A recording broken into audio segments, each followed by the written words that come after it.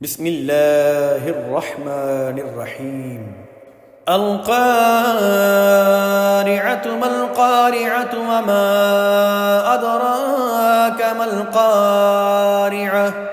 يوم يكون الناس كالفراش المبثوث وتكون الجبال كالعهن المنفوش فأما من ثقلت موازينه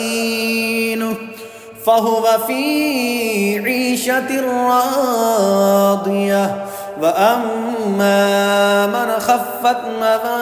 موازينه فأمه هاوية وما أدراك ما هي